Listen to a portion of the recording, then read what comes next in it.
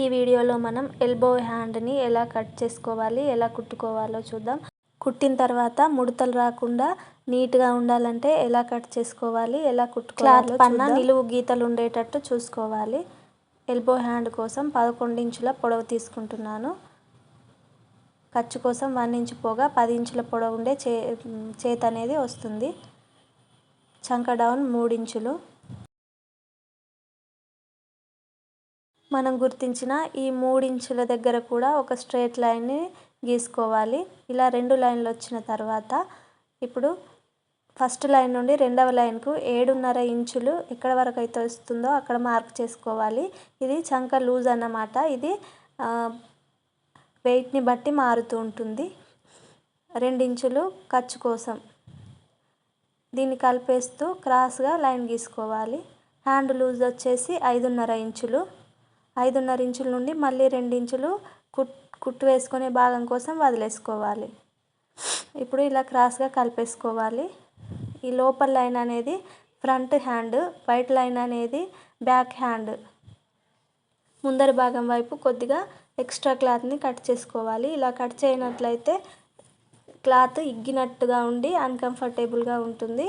ఇది ఫ్రంట్ భాగం.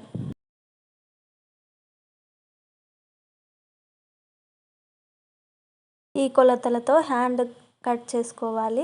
ఈ లైనింగ్ క్లాత్ పొడవు 11 ఇంచులు, లూజు 5.5 ఇంచులు, ఆర్మ్ లూజ్ వచ్చేసి 7.5 ఇంచులు, డౌన్ 3 ఇంచులు, ఖర్చు కోసం 2 ఇంచులు. ఈ కొలతలతో కట్ చేసుకోవాలి. ఇది నార్మల్ అంటే ఎం సైజ్ బ్లౌజ్కి పర్ఫెక్ట్గా సరిపోతుంది. ఇప్పుడు ఈ లైనింగ్ క్లాత్ని యూజ్ చేసి మెయిన్ క్లాత్ పైన నిలువు గీతలు ఉండేటట్టు కట్ చేసుకోవాలి. లోపల భాగం వైపు అంటే ఫ్రంట్ భాగం వైపు మార్కింగ్ చేసుకోవాలి. ఫ్రంట్ సైడ్ని అంటే మిడిల్లో ఉండే ఖర్చు దగ్గర నుండి బ్లౌజ్ ఫ్రంట్ వైపున ఫ్రంట్ సైడ్ నుంచి కుట్టుకోవాలి.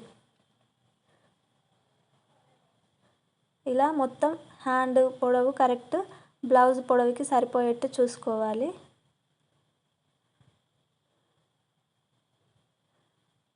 మొత్తం కుట్టడం కంప్లీట్ అయిన తర్వాతనైతే ఇలా ఉంటుంది. కుట్టడం అంతా కంప్లీట్ అయిన తర్వాత ఈ బ్లౌజ్ చూస్తే ఇలా వచ్చింది. ఎక్కడా ముడతలు లేకుండా చాలా చక్కగా వచ్చింది. Elbow hands cutting and stitching video నచ్చితే తప్పకుండా లైక్ చేయండి. ఇది horse shoe neck blouse design. ఇప్పుడు ట్రెండింగ్లో ఉన్న బ్లౌజ్ డిజైన్. ముందర విడ్త్ ఎక్కువగా ఉంటుంది.